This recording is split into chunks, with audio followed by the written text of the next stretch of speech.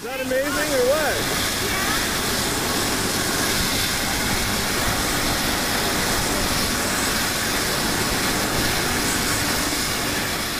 On Wednesday, I had lunch with Darren, the guy who was taken on that stretcher into that STARS air ambulance that day. That was 2007.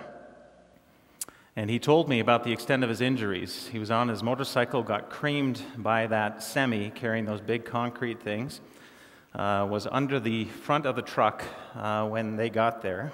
The EMTs said that he stopped breathing while in the ambulance. Somebody there was so insistent that this man will not make the 45-minute trip to Foothills that they got back on the phone with STARS and said, "You have to come and do this." Somebody in the industry who just happened to be there.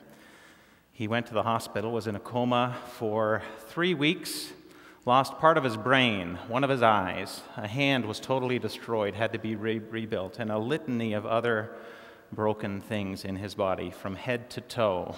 All of his family was called in, was told he would be dying later that day, and we had lunch this week.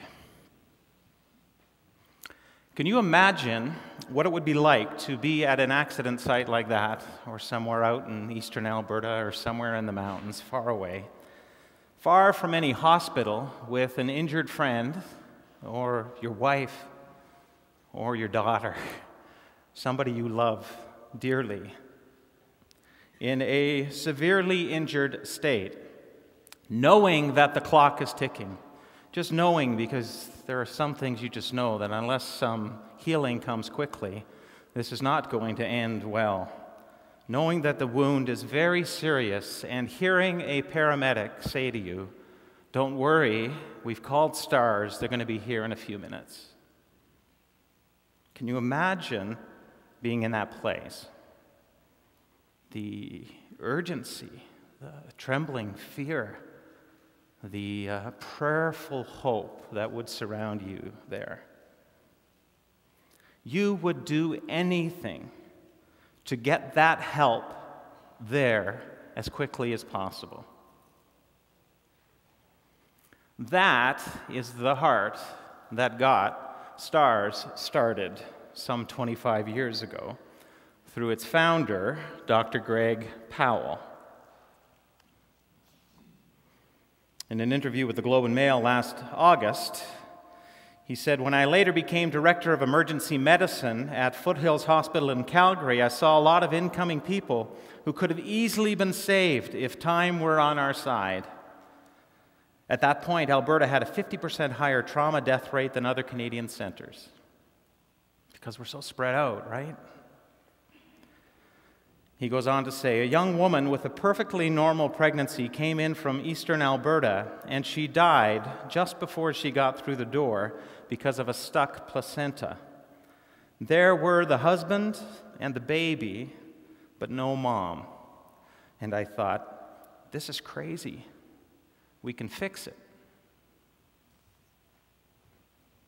Hear his heart in other things I read this week where he says, "Too many people were dying unnecessarily. You can save people if you really move."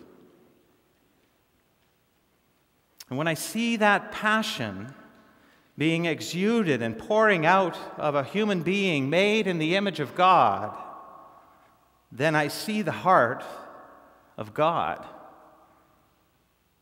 God's passion to save and to heal. From the book of Isaiah, God's heart. "For a long time I have kept silent. I've been quiet and held myself back. But now, like a woman in childbirth, I cry out, I gasp and I pant. I will lay waste the mountains and the hills. I will dry up their vegetation. I will turn rivers into islands and dry up the pools. I'll lead the blind by ways they have not known. Along unfamiliar paths I will guide them. I will turn the darkness into light before them and make the rough places smooth. These things I will do. I will not forsake them." He will not forsake you. God will not leave you behind. The psalmist, in your distress you called, God says, and I answered you. I answered you out of a thundercloud. The prophet Isaiah, like a huge eagle hovering in the sky, God of the angel armies protects Jerusalem, his people, the people he made. I'll protect and rescue it. Yes, I'll hover and deliver.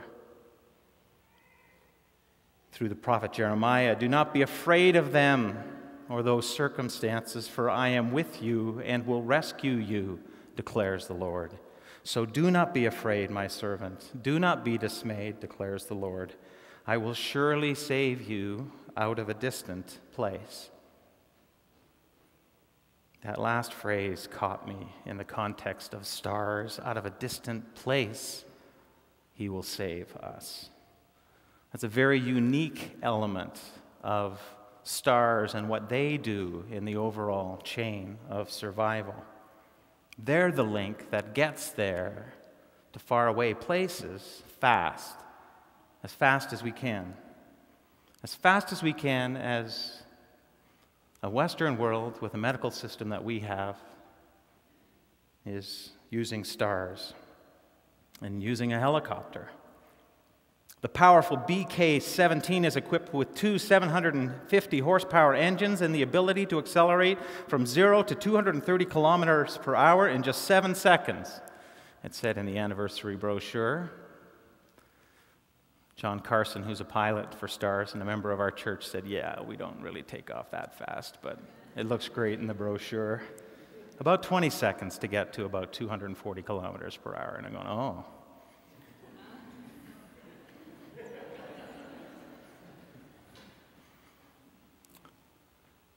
A fast means of bringing help over a great distance. And God is not far from any one of us. Am I a God? Am I only a God nearby, declares the Lord, and not a God far away? Can anyone hide in secret places so that I cannot see them? Do I not, God, fill heaven and earth? God's rescuing heart for you, for his people, his world, for the broken, is an omnipresent heart. When a STARS helicopter brings the fullness of Western healthcare closer to calamities, we're witnessing a pointer to an ever-present, everywhere God who is near to those who are in trouble, who are in the ditch, who are badly broken.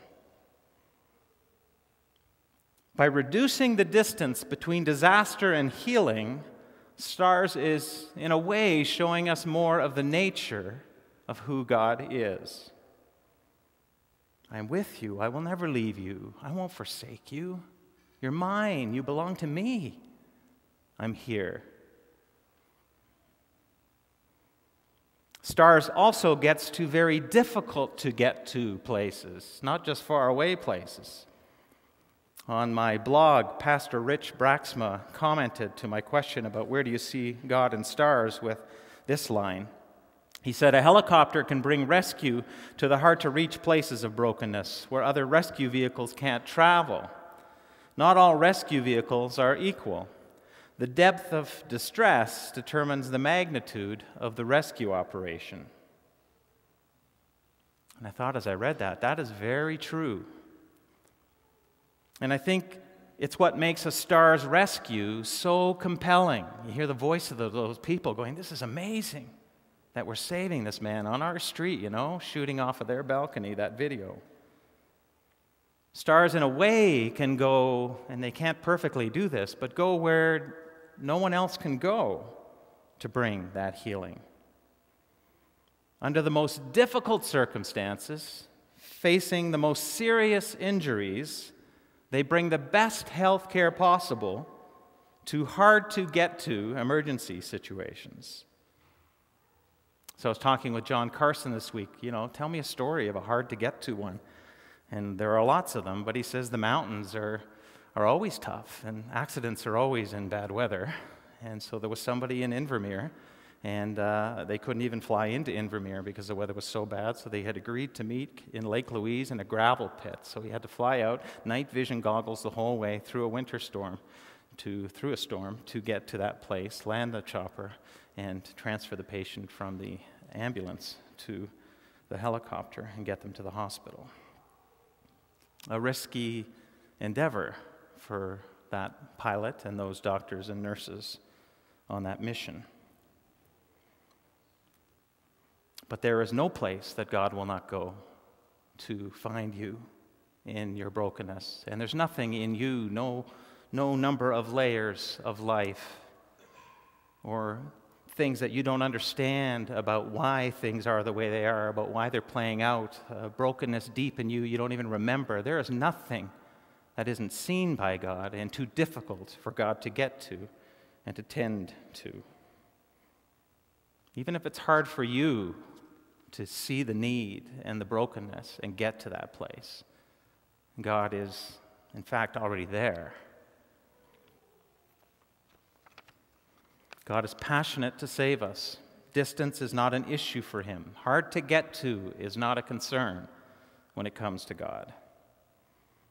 And what God brings to your brokenness in that tragic, far away, hard to get to place is the best that God can bring. So, when you see that red helicopter flying over your head in the next year, in the next month, whenever you do here in Calgary, when we witness a stars saving that's nearly impossible, the best we have going to great lengths and expenses to address the most grievous wound, we're seeing a God thing at work. Stars points to God's saving nature in bringing his best to us, using all means possible, taking whatever risk is necessary, doing whatever it would take because it's you. A greater distance than you can imagine. He sends from heaven and saves me, the psalmist wrote. Christ, God with us, came from heaven to earth to get to you. And Jesus was God's best to save. The greatest EMT, doctor, nurse, healer, pilot, with the best knowledge of your circumstance and knowing exactly what time it is, arriving just in time. The Apostle Paul writes, "You see, at just the right time, when we were still powerless and broken, Christ died for the ungodly."